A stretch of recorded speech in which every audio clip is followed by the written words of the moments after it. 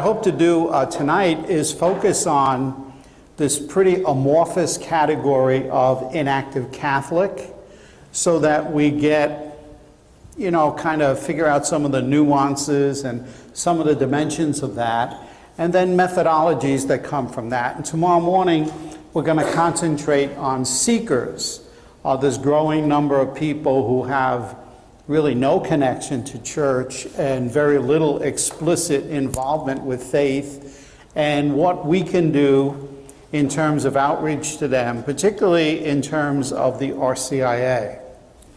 I will be talking about some programs that we have developed, mostly as a way for you to think about how things might work in your universe. I'm not here particularly to sell anything. It's not like a bait and switch kind of thing.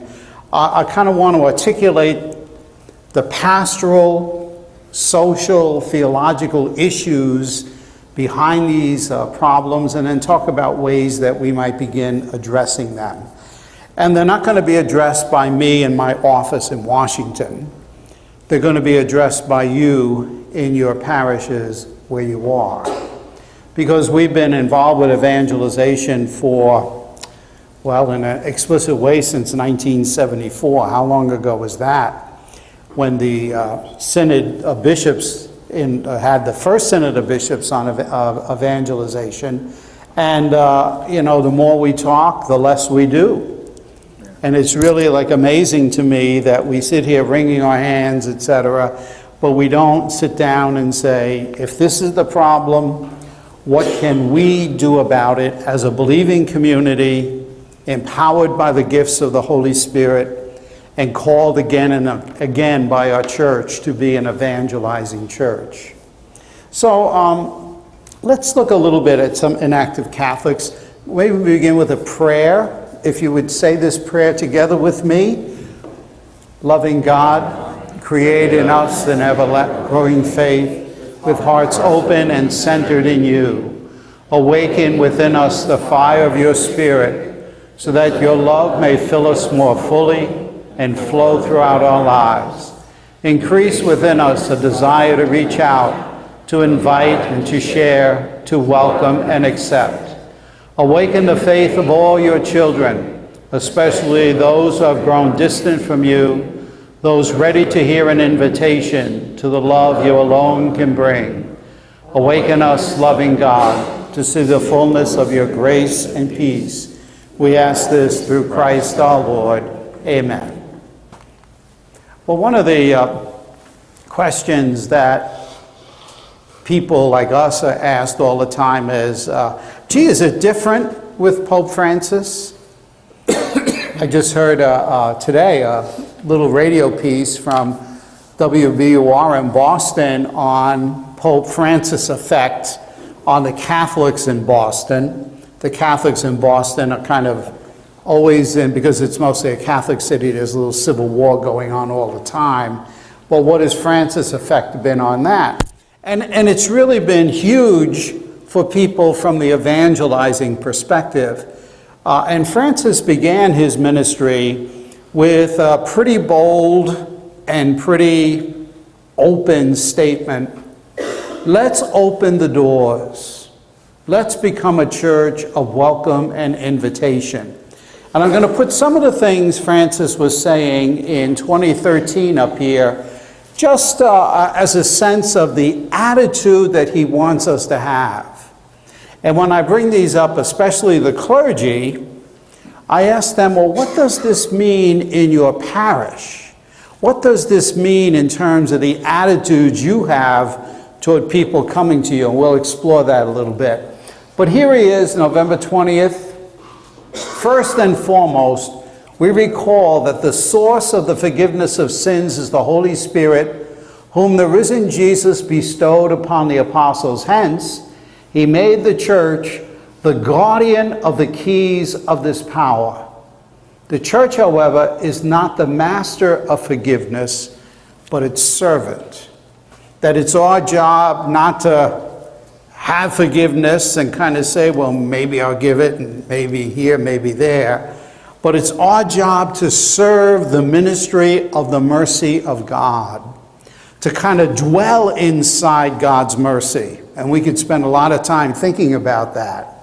And from within that wonderful space of divine mercy, to let our actions flow from there. Here's another one. Think about the fact that someone is waiting for you because he has never stopped remembering you. And this someone is your Father. It is God who waits for you.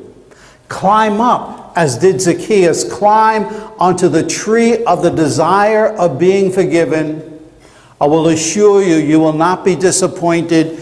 Jesus is merciful and never grows tired of forgiving. So again, this whole dimension, God's first attitude toward us as sinners, is a dimension of mercy, forgiveness, of being able to start again, of being redeemed and renewed. Now, I'm not going to do all of this, but this one and the next one was very interesting. I have a little Facebook page for Paulist Evangelization Ministries. And when I put little things up there, maybe I get 300, 400.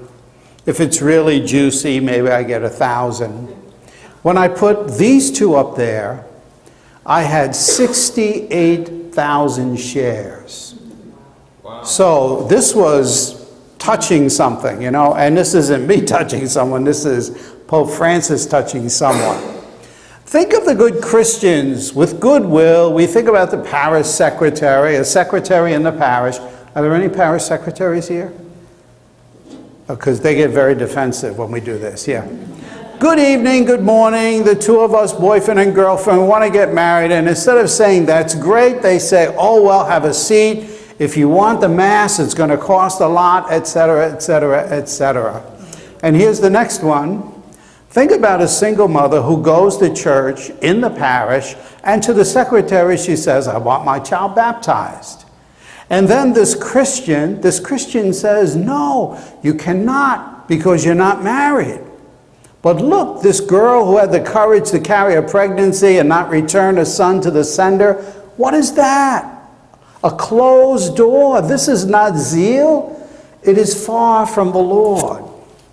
Now, it's very interesting to kind of put these things up and say, well, what is this saying about how people are looking at our parishes? Now, do any of us work for parishes? Yeah, so, you know, we love our parishes, and parish is very close to. But what is this saying about the attitude people have when they think about the parish? So I have a niece who's going to get married, and as a rare thing today, she's actually going to get married in the church. And she went around to 4 different churches. And I said, well, what are you doing that for? And she said, well, you know, we all do this. Because, well, why do young girls fish around for a parish? Tell me, come on. Well, some of them want a very beautiful sanctuary. Some of them are looking for a pretty church, okay? What do you think? Could be schedule conflict. Could be schedule conflict. It could be the priest himself. It could be what? The priest himself. Yeah, no, I mean, the churches get reputations. And when I go here, they're going to make me do this, and I can't do that, and blah, blah, blah. And I got to do this, going to cost this much, et cetera. I mean, it's amazing when you think of what people have in their heads when they come to church. And we have to remember, we'll see these numbers a little later, only 25% of us are coming to church. 75% of us, the church is a building with some broken down old guy who floats around, people like me, and then, you know, a staff of people whose job is to take care of them and not take care of us. And it's these kinds of attitudes that, you know, when I show this one here, I forget what priest conference I was at, but a priest put up his hand and said, "Father, in my diocese we have a lot of conservative priests. Not one of those priests would turn away a woman who wanted a child baptized because she wasn't married." And I said, that's not the point. The point is what people think you're going to do. And there are plenty of us pastors who walk around with our own little code of canon law, and we're going to apply that law in terms of this and that. When my godson got married, oh, the fights they had about the runner. And she wanted a runner, but father didn't want to have a runner, and on and on, oh, and on, right up to the wedding itself. So it's these attitudes that we have, and let me put them in this way. People see us as guardians of an institution. And our job is to build that institution up primarily with money. And younger generations couldn't care less about that institution because they're into their own lives, they have their own issues, they have their own dealings, etc. And so, here's the church, here's the parish over here, and there are all these lives going by there. So, do any of you know inactive Catholics? Mm-hmm. So think of an inactive Catholic. And how many of you are thinking of a family member? I see hands. Yeah. And how many of you are thinking of a family member in a younger generation? Could I see hands? Yeah, okay. That's very typical. Everybody puts up a hand. I haven't met anybody in the last 20 years that doesn't know. No, I met one lady who said she didn't know an inactive Catholic. So, you start looking at, well, why is this, etc., and we'll go into some of the dynamics. I want to put up here the definition that sociologists use in trying to determine who is an active Catholic or who is unchurched. People who have not been to church, apart from social reasons, including Christmas and Easter, at least once in the last 6 months. So these people go around, and if you ask people questions, especially about religion or about sex, they mostly lie to you because they're trying to figure out what you want to hear, and then they say that to you. So if you go around and say, do you go to church? Oh yeah, I go to church, or sure I go to church. And so they ask a behavioral question. Have you been to a church at least once in the last 6 months, apart from social occasions, weddings, funerals, Christmas, Easter?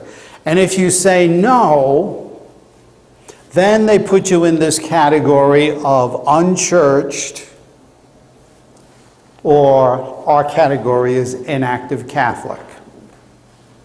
So let's think about this. This is a sociological definition. This is not a church definition. This is what Mr. Gallup or the Pew Survey use when they're doing their little polls. What do you think about that definition? Yes? Only part of the picture. Only part of the picture? The full picture. Because I think there are inactive Catholics who might bring themselves and sit themselves in a pew, but maybe play on their phone, read the newspaper. Right. All right. So that Make sure that there are inactive Catholics that are going to church and not just going to church. Okay? Let's push that a little more. That's right.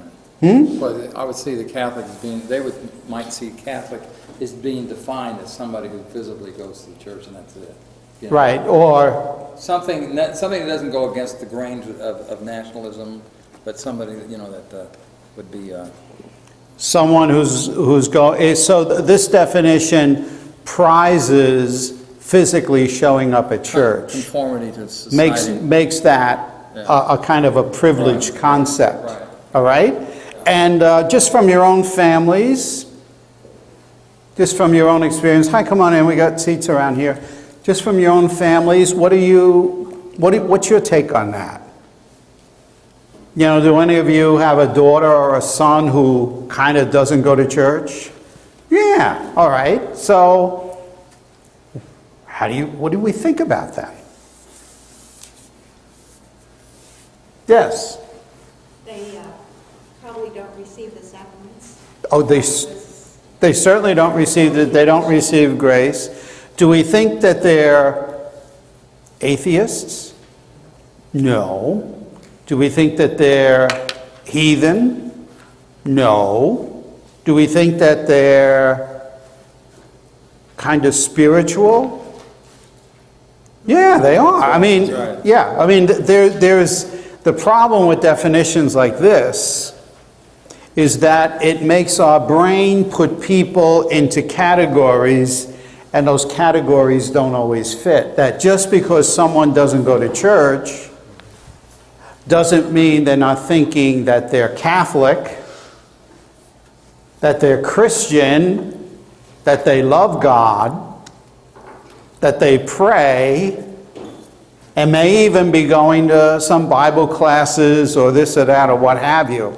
So there's a way in which this kind of definition skewers the question and might make it harder to see what's going on instead of easier to see what's going on. I just finished going through a book by a fellow at Notre Dame, a sociologist, Christian Smith, young American Catholics, and he's studying emerging adults. So he studied these people when they were teenagers, and now he's going back when they're 18 to 25. The thing I learned about that book is how hard it is to set up the categories, because you keep saying, well, if you do this, this, this, then well, what if I only do 2 of them? What if I do 4 things, but they're not on your list? So just defining what an active Catholic is not an easy thing. You had your hand up? Oh, no, just when you were talking, what came to mind is, I think we're all in process. Everybody's in a different place. Oh, yeah. No, I'm going to get to that a little later, so you're anticipating.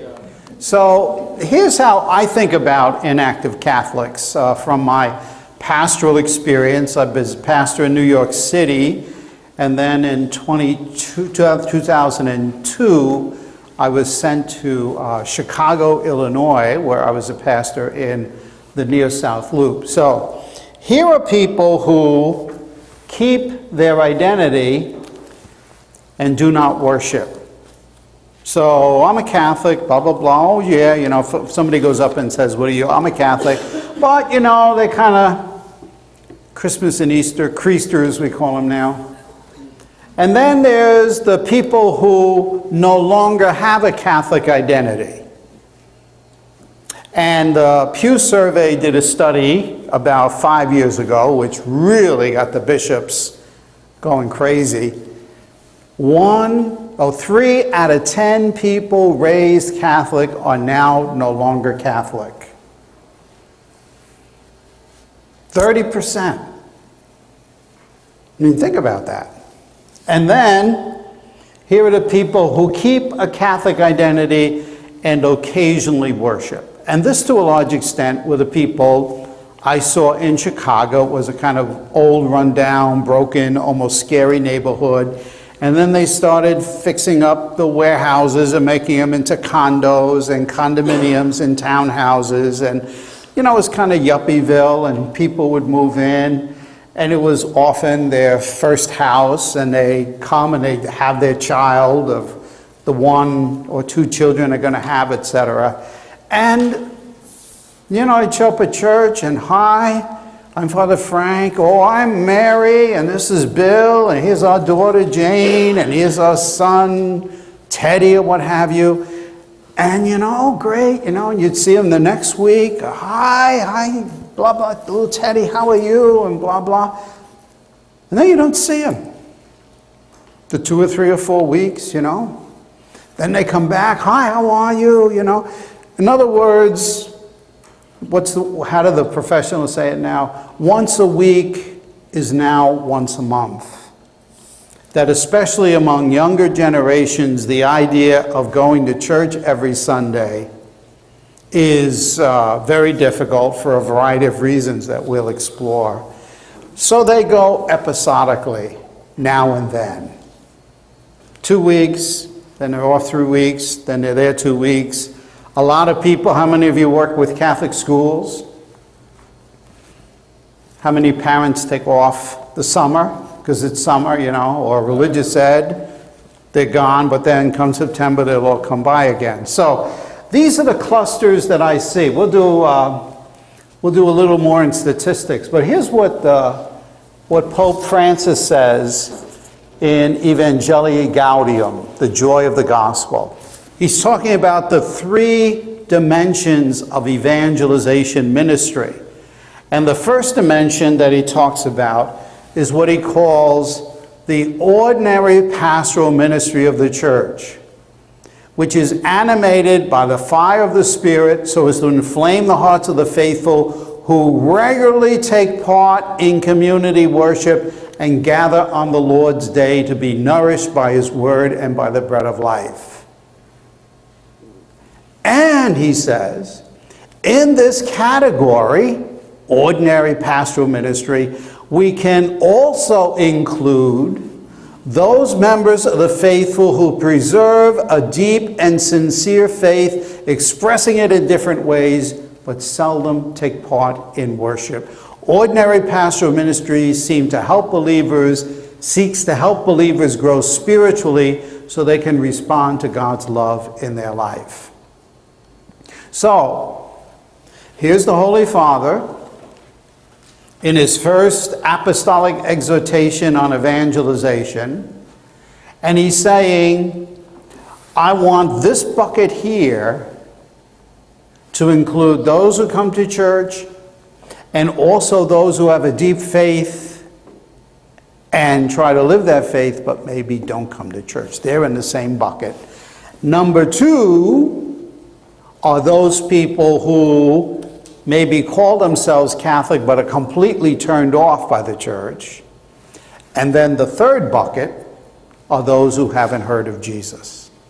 So this is very interesting what Pope Francis is doing here, inviting us maybe not to see our children who don't go to church as kind of people who have descended into hell, but rather looking at them as maybe living a dimension of our life that we can bring along. Let's go a little further here. Now, here are some statistics, and this is, do you have a mall around here, Wichita Mall? So if you went to the mall and you pulled 100 Catholics to the side, and you interviewed them, and you said, do you go to church? This is what you would get. Rarely or never, 32, few times a year, 24, once a month, 21, once a week, 23. So this is telling you that 44% of a broad range of Catholics kind of goes to church, and 56% of a broad range of Catholics kind of doesn't go to church. All right, now let's go a little further because it gets very interesting. Here's Michael Gray at CARA, which is a Catholic research organization. This is a wonderful chart here, and this is all the Catholics in the United States. How many of them have ever defined themselves as Catholic? Almost 97 million. How many of them now identify themselves as Catholic? 75 million. So, just do the math. Take 97, subtract 75, and what do you get? 22 million. So that's that number of people that are no longer Catholic. Then households, people who live in households where there's some connection to a parish. they registered at some point or what have you, 58 million. So right here, look, we went from 96 to 74 to 58. Do the math here, and there's some 16 million Catholics who, if you went up, they'd say, I'm a Catholic. And if you said, well, what's your parish? They kind of scratch their heads and say, gee, what is my parish? I'm not really sure, you know? So you got that right here. 16 million is a number larger than most Christian churches in the United States. Here's Christmas and Easter, 50. Once a month, 36. Weekly, 18. So of the 74 million who think of themselves as Catholic, 18 million kind of go to church every week, and we'll talk about them in a little bit. We're included in that group for the most part.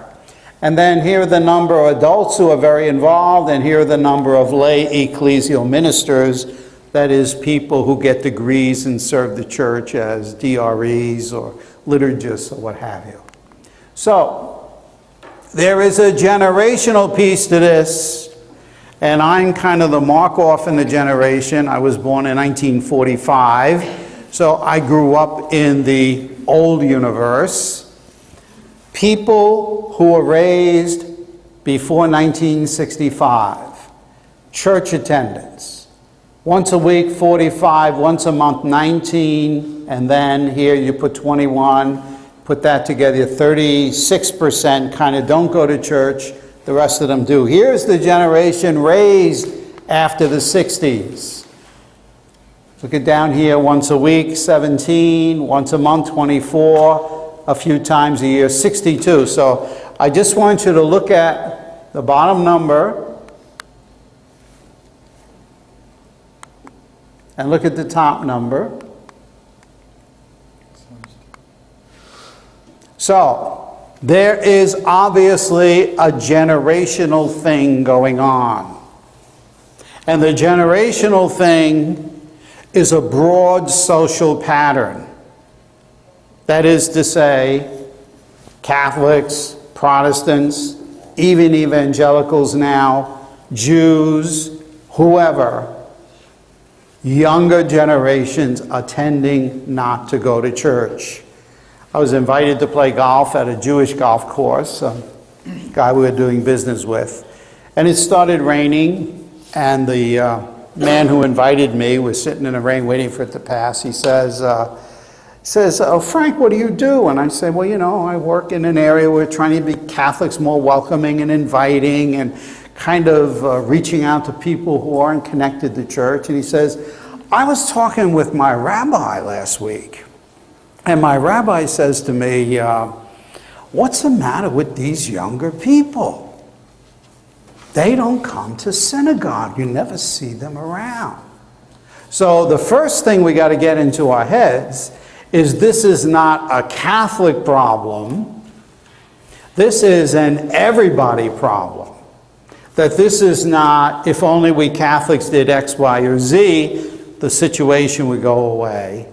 This is what's happening because of emerging trends that have been in the culture for probably 35 or 40 years. And I'm going to talk about them because that's a key part of what it means to minister to people. So let me just put these categories up because I think it helps diversify, and then I'll see if there's any questions that you have. So alienated. Who are these people? These people tend to be my age or older. They grew up with a strong connection to the community of the church. And a lot of that was ethnic and sociological. The Italians, we all go to St. Anthony's. Irish all go to St. Patrick's. German all go to St. Boniface, etc., etc. We're part of that. It's a kind of a tribal thing, okay? And something happened and they're angry. The church did blah, blah, blah, and the church did blah, blah, blah, and I could blah, blah, blah. That's the alienated. Tend to be older than me. The lapsed are those who have no longer think of themselves as Catholic, although we live in a very fluid universe where people change their minds a lot. Inactive, people who think of themselves as Catholic but do not make worship a priority. So they're not angry. "No, I'm not angry. I kind of like the church. Oh yeah, I like going to Catholic. Yeah, the other kids were fun. Oh yeah, I like that." Then the episodic, people who think of themselves as Catholic but worship in irregular patterns.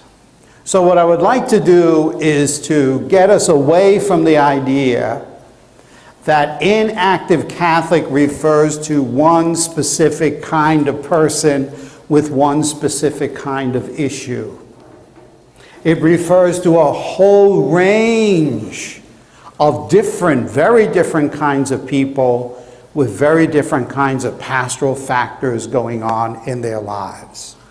See if there's any questions or comments from any of you about what I've put up here so far. Well, I can see where the importance would be to listen, even if you don't want to categorize anybody. Mm-hmm. Because I can see where you know this person is going to be one of these culture Catholics, but you don't want to jump to some sort of judgment. Oh, you never want to do that. Yeah. No. You never want, people know. Yeah. People know when you're holding your nose up at them, so, right. What you were talking about before, the importance of listening. Yeah. Okay, so let's go on a little further here. And I want to talk about my diagnosis of the issue, particularly with reference to younger generations. And I put the issue this way. People have grown up with weakened identities with the church and with many different kinds of institutions. So the pastoral objective is to help people reinforce or reestablish an identity with Jesus Christ using the resources of the Catholic Church that leads them into discipleship. The issue is weakened identity, not rupture. Weakened identity, the connection isn't the same as it was for those of us who were raised in the 40s and the 50s and the early 60s, but not a rupture. And what we do with that, we try to take that identity and build that identity so that they can reconnect with Jesus Christ in the riches of their Catholic faith. So there's a lot of residual identity out there, and you know it. You know, what happens on Ash Wednesday? New York City, you know, we have priests standing at the subway as they're coming up out of the subway and giving ashes to people. Wow. No? Christmas, Easter? Wow. Well, the parking lot's full. What happened here? You know? So there is a lot of residual identity. Certainly, Pope John Paul II drew these huge crowds. Even Benedict, that everybody said was a cold fish when he came to New York. Millions of people. New York Times gave him 8 columns across the front page. The huge crowd, so much fascination with Pope Francis and all the Christmas and Easter people. And what do we do with that residual identity? So here's a couple coming for marriage. And father sits them down. Oh, good, let me get your name and address here now. Let me see. Your name, oh, I'm John Smith. And what's your address? 222 East 2nd Street. And then, yes, ma'am, your name, oh, I'm Mary Jones. And what's your address? 222 East 2nd Street. Oh, isn't that wonderful? You both found an apartment in the same building. Is that how you met each other? You know, right away, what Thomas was saying here, the judgment thing comes out right away.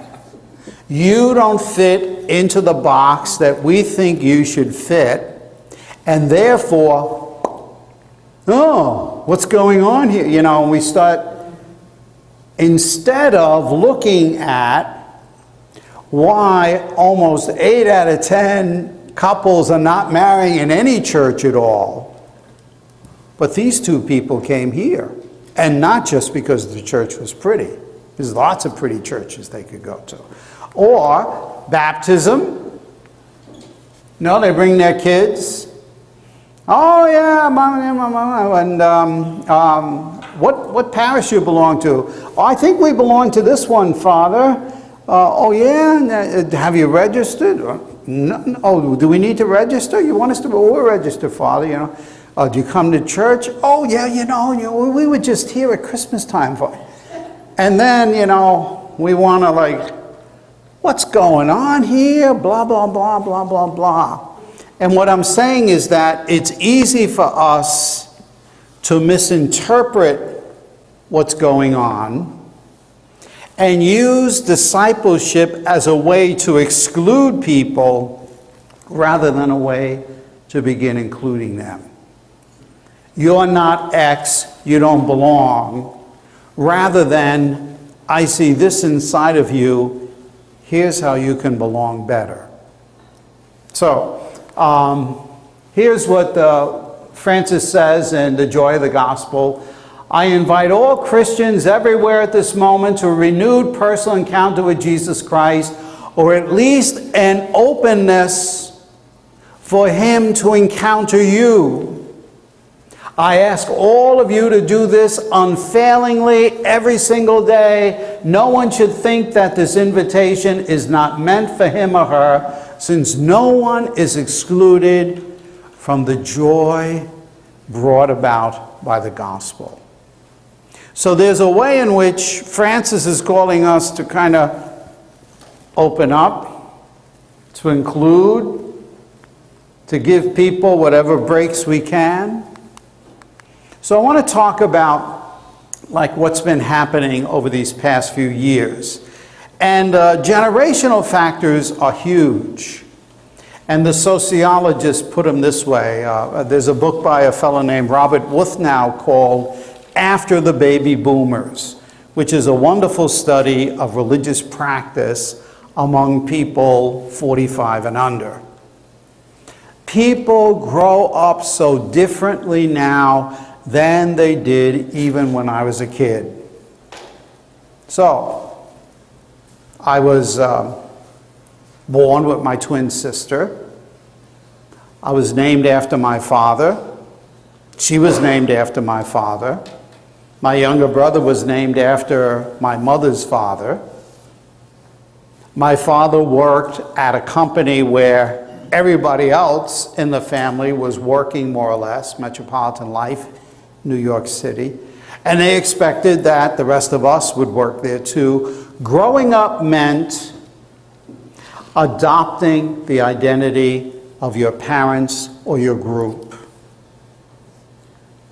That doesn't work that way anymore. Rather than accepting an identity that is given to me, children tinker with their lives. And that means that they are experimenting with themselves all the way through, begins at 14 or 15, right up until their early 30s. And maybe I should do this, maybe I should try this, and the kid comes home and this part of the hair is green and the other half is orange, or something is sticking out of one part or another part of the body, or what if I went out with this group of people, what would mommy say, and maybe I want to learn Chinese, and well, I mean, people have so many options today that their life is almost a plastic thing. It can shape and change. And when you have this kind of world, all kinds of commitments, including commitment to church, comes later. Robert Wuthnow says, because going to church coordinates with getting married, having children, buying a house, having a career, and all of this is happening 10 years later than it used to happen, there are millions of people not involved in church that used to be involved in church. So, in the generation I grew up, when you were in the 8th grade, the priest came over and said, "You're becoming men now."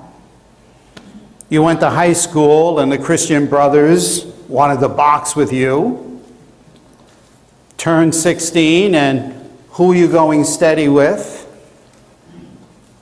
Turned 17 and 18 and you were looking at what your job was going to be after high school and how soon you were going to get married. And pretty much by the time you were 20 or 21, you had your first kid. Now compare that with, no, we are subsidizing to the tune of 20 to 40,000 a year, we call it college, kids being able to prolong adolescence. Then they come out of college, they've had this big investment of time, and they don't know what they want to do in college, after college. And so, well, let me go to Europe for a year, or let me go to the Jesuit Peace Corps, or let me go to grad school, and boom, boom, boom, and then somewhere when they're 28 or 29, it settles on them, they're not going to live forever, and they start settling down. And so their identities are shaped again and again, a little bit from here, a little bit from there, just like your little Facebook profile. I think of it as Mr. Potato Head. What do I look like if I put this hair on? If I change my eyes? If I change my ears? Let me experiment so I can find out who I am. Isn't that interesting? Find out who you are. And you go to any movie, and that's the theme of every movie. Don't let other people define you. You define yourself. There are also social factors here, contemporary schedules, particularly if people are professionals. They're working 50, 60, 70 hours a week, the husband and the wife. Faith is something personal. That's a big, huge social thing now. Institutions are bad. Companies are bad. Government is bad. And the church is the biggest institution there is. And here's a big social factor. Even for people who go to church, faith is an accessory. It's not the core of my life. Oh, I like to go to church. Oh, the choir, they sing so well. It's just the kind of music that I like. Or, oh, my friends go to church and I get to see them. Or, oh, they have a nice little religious ed program for Sally. And you don't have like Luther in the tower and anxiously tearing himself apart. What does it mean to live? You don't have Soren Kierkegaard. You have people who are looking at faith not for how it calls me inside, but for what it can do in my life. We live in a universe where people are consumers. People are shopping around today for whatever it is they want. And authority does not work the way it used to. When I was in early college, there was a magazine put out once a month called The Pope Speaks. And it was just a kind of a collection of things that were in the Acta Apostolicae Sedis. And, we waited, ooh. And these were not, big definitions. This was his little talk to this group that came here or there. If the Pope says something now, what happens? Puts it up on his website. And there are 50, 60, 70 websites that are commenting on it all the time. I mean, it's not just the Pope, anybody.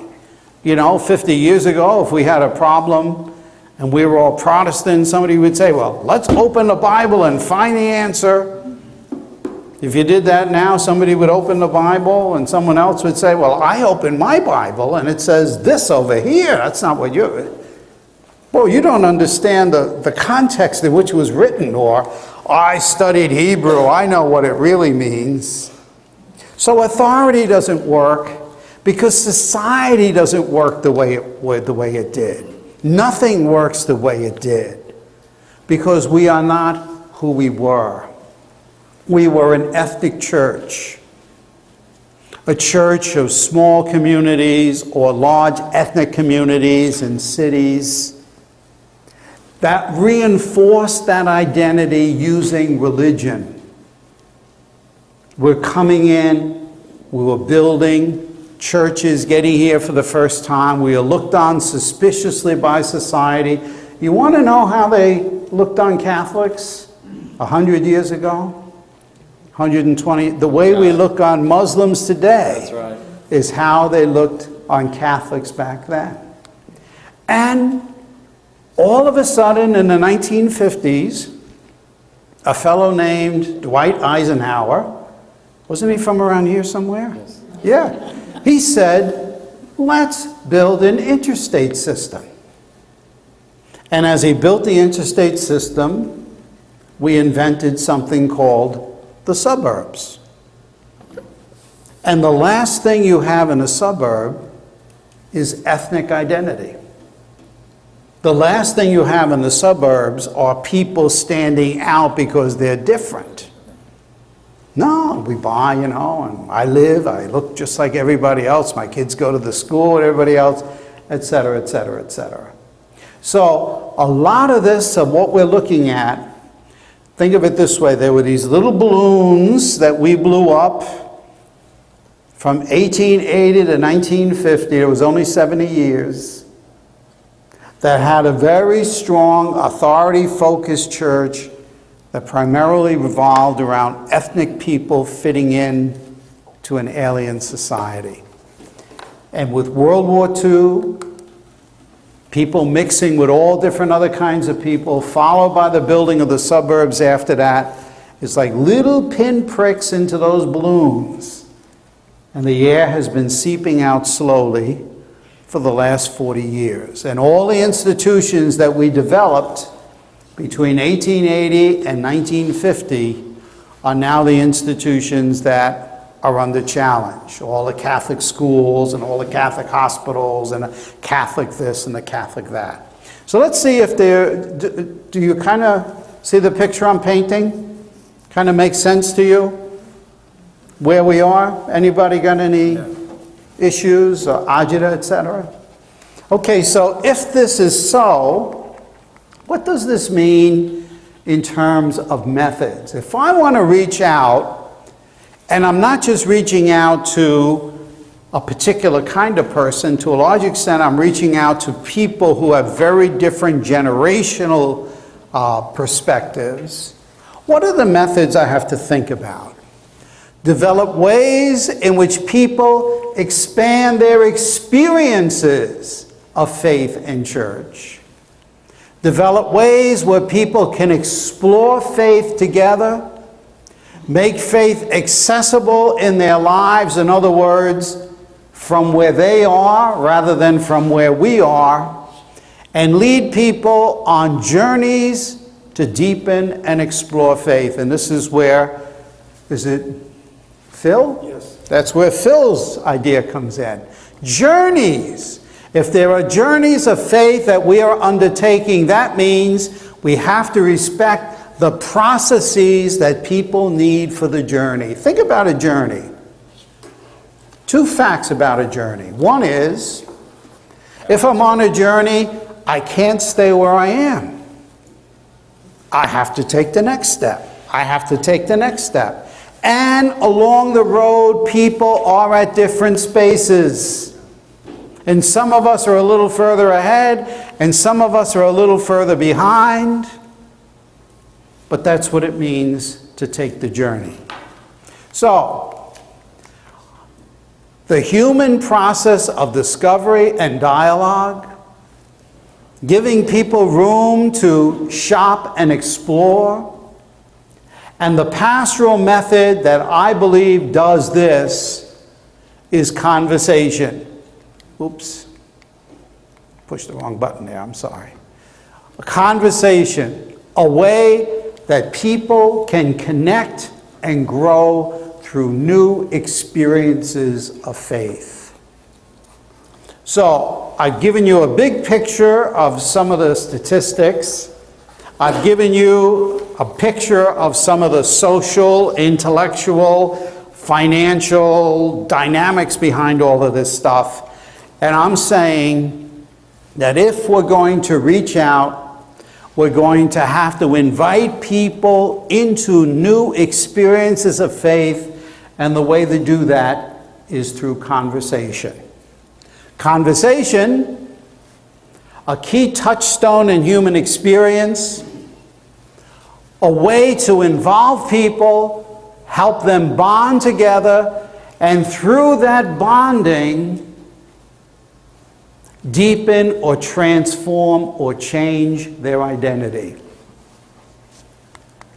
The diversity of the experience of the people helps to get rid of the crazy ideas and helps to raise up the solid ideas. An open, accepting environment that helps, one that is done in the context of faith and grace. So think about it. What a conversation or a set of conversations can do in a life. How that is interactive and how that is personal. How that accepts me where I am but invites me beyond myself. And how that connects me with a group, and my connecting with that group is a way to connect with what that group stands for. A way to help people awaken faith through their own experience of conversation. So here's the pastoral method, and many of you will recognize this. From the smaller group of conversation, rebonding, re-identifying, my imagination is open to the larger group, to the parish, to the church, to my Catholic identity. That when I can get people to bond in new ways in smaller groups, I open their imagination to connecting once again with their Catholic faith. And this is the same pastoral method that we use in bereavement. We use it with teens. We use it with young adults. And really we use it with senior ministry too. How can people access the larger group by their experience in the smaller group? So, I'm a big proponent of diversifying our language. I don't want to use the word come back because they don't even think they're away. I don't want to say, come home, we miss you. Come home? I mean, what does that mean to come home? We miss you. This is all about you missing me. What about me? I don't care if you miss me. Well, who's going to take care of me? What about me? And to call people lapsed or fallen away is to pretend that they're in solid categories when the world is totally fluid today. And even, I'm hearing anecdotally, you might even be hearing it too, how many people, Catholics, have gone from Catholic Church to evangelical churches who are coming back to the Catholic Church because of their experience of Pope Francis. So who's lapsed? I see this a lot with Latinos. You know, they get involved in the evangelicals and Pentecostales or what have you, because it's a way of socializing very powerfully and there's so much aid and support. But then they start getting beyond there because the pastor changes or what have you. So I want to develop language about reconnecting, reactivating, or renewing a faith that is latent inside so that people can re-establish an identity that is that has become weakened. So